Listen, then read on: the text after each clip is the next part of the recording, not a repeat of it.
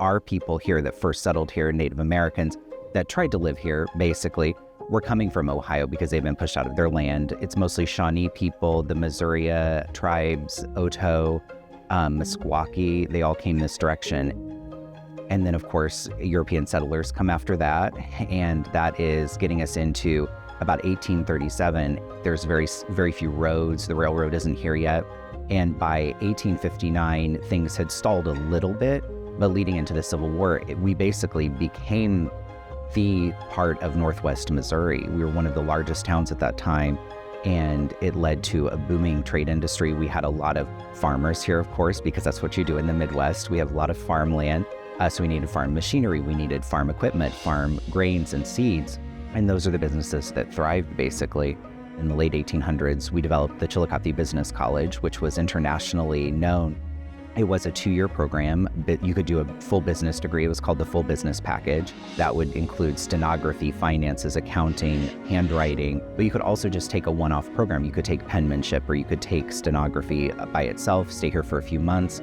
Many people stayed on campus, but we had people, Germany, most of Asia, Mexico, South America, so many different places. And their claim to fame was, once you were done with the program, if you did well in your programming, they would find you a job either here, or they would find you a job where you were from. And that lasted until 1955. One of our claims to fame is being the home of sliced bread.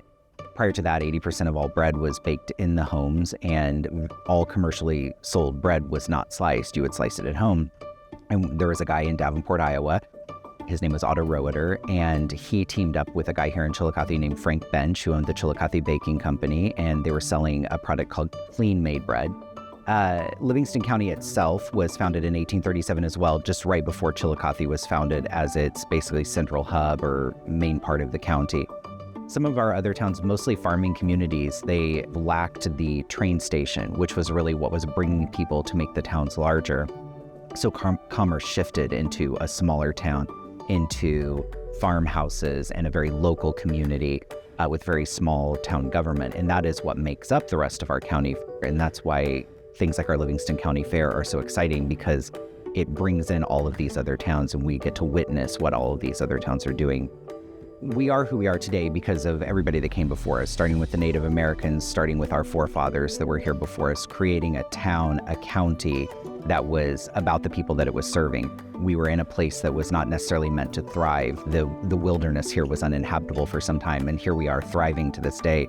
Missouri's the show me state, and I think in that instance we said, we'll show you, right? And here we are.